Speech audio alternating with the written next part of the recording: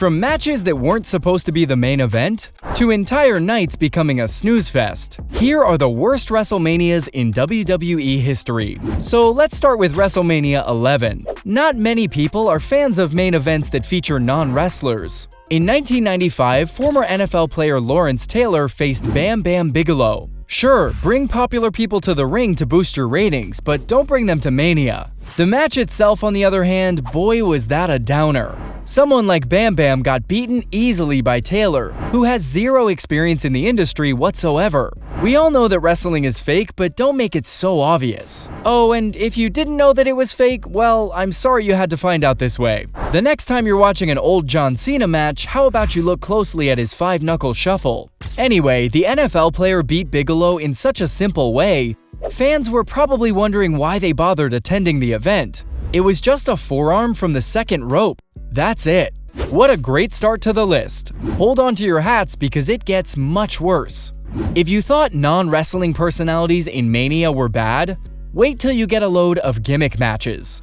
In WrestleMania 21, they came up with the worst idea ever: a sumo match. Yes, you heard that right, a sumo match. Big Show vs. Akebono was probably one of the weirdest and dumbest things that WWE could have given us. The worst part? They made Big Show wear a sumo diaper. Poor guy. Luckily, the match didn't go longer than we wanted it to. Akebono easily dumped his opponent out of the ring and won the match within a minute. This is like Kane eliminating Santino Marella from the 2009 Royal Rumble. That moment was one for the history books. So yeah, gimmick matches don't work, especially if you're going to make a 7-foot man wear a giant diaper. Imagine if that was the main event. I doubt anyone would have shown up.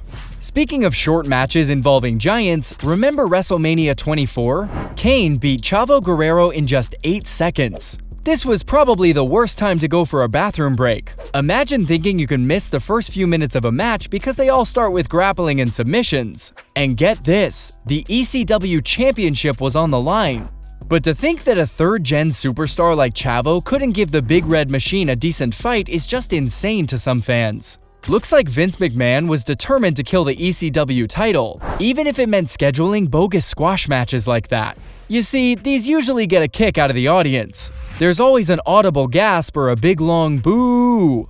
So what about Manias that were just too boring to watch? Is that even possible in World Wrestling Entertainment? WrestleMania 27 answers both of these questions. The early 2010s were the best time to be a WWE fan, but the Mania of 2011 made a lot of people believe otherwise. This was probably the most frustrating out of all WrestleManias. Let me start with one of the least liked rivalries of the time. After years as a commentator, WWE decided to put Jerry the King Lawler back in the ring. His opponent? Another commentator, with hardly any experience as a wrestler. Yes, Lawler and Michael Cole had an unexpected and unexplainable rivalry which ran longer than we thought. And to think the two would face each other off at WrestleMania of all stages. The only exciting thing was Stone Cold Steve Austin being the guest referee.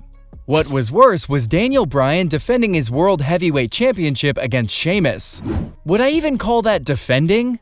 Bryan was one of the most popular wrestlers of the time, and his reign as champion was very enjoyable and exactly what everyone needed. Who knew that it would all end in a squash match? A kiss from AJ Lee distracted Daniel, only to be welcomed by a signature brogue kick by the Celtic Warrior. The match was 18 seconds long. 18 seconds. Talk about disappointment. Man, I really do hate squash matches. At least the main event was somewhat enjoyable. Did you know that another Mania had the same one as its previous years? Say hello to WrestleMania 29. Who was headlining? Oh, just The Rock and John Cena, again. This time, the WWE Championship was on the line just to add a little more spice. Manias are supposed to be a night of thrills and chills. The audience expects the unexpected, but back then, almost everything went down as predicted. Alberto Del Rio and Jack Swagger's match for the World Heavyweight Championship was average to say the least. These two weren't really the most exciting wrestlers on the roster, though you're free to believe otherwise. Triple H and Brock Lesnar encountered each other, while Undertaker's streak remained unbeaten against CM Punk, making it 21-0. The most shocking result of the night was Fandango upsetting Chris Jericho. Was the WrestleMania stage really that underwhelming back then? How many yawns do you think the fans let out? I'm sure they weren't as many as the yawns let out a few years later. WrestleMania 32 was another poorly staged show. Let's go through a recap, shall we? Zack Ryder won the Intercontinental Championship in a 7-way ladder match. The night started off a little promising, even though some of us were surprised that the guy was still wrestling after all these years. Charlotte Flair won the WWE Women's Championship against Becky Lynch, and Sasha Banks was another great victory. Okay, we're still going strong, aren't we? Chris Jericho beat AJ Styles at his WrestleMania debut, which was also a strong match on the card. Then came the bad ones. Dean Ambrose and Brock Lesnar facing off in a street fight, along with The Undertaker and Shane McMahon's Hell in a Cell match. They were straight up bad. No drama, no excitement, nothing. It felt like an average pay-per-view, and not like one of the most sensational and exhilarating events in the industry. As for Roman Reigns and Triple H's title match, yeah, that wasn't any good either. Fans actually thought it was boring. This wasn't the first time a Mania started strong but ended weak. 2 years later, the curse continued, along with The Undertaker and Shane McMahon's Hell in a Cell match. WrestleMania 34 crowned Seth Rollins the new Intercontinental Championship. Asuka's unbeaten streak as the SmackDown Women's Champ came to a shocking end thanks to none other than Charlotte Flair. Kurt Angle and Ronda Rousey faced Triple H and Stephanie McMahon in a somewhat exciting mixed tag team match. But then it just couldn't keep fans hooked. Undertaker and Cena had an impromptu match which was rather underwhelming. Shinsuke Nakamura and AJ Styles just couldn't live up to the hype and expectations, especially for a WWE title match. A 10-year-old being one of the new Raw Tag Team Champions was laughably bad, and fans kinda grew tired of Lesnar's win streak. We get it, he's a professional athlete who fought in the UFC, but you guys overpowered him to the point where he beat The Undertaker's 2-decade Mania streak. As for the final year on the list, I'm sorry to say I wouldn't call it the worst WrestleMania in history. I was just going in order.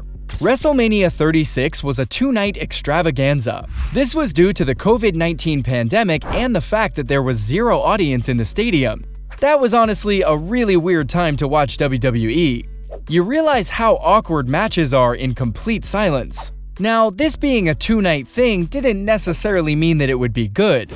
Night 1 included Braun Strowman beating Goldberg to claim the Universal Championship. The Undertaker faced AJ Styles in a Boneyard match. And to be honest, a lot of fans didn't expect this to be the way the dead man bade farewell to the WWE. The second night was just as fine, where Drew McIntyre beat Lesnar and won the WWE Championship. Looks like Brock isn't as strong as I thought.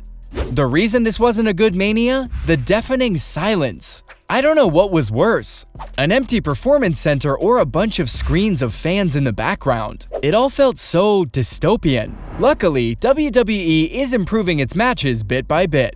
With that, those were the worst WrestleManias in history.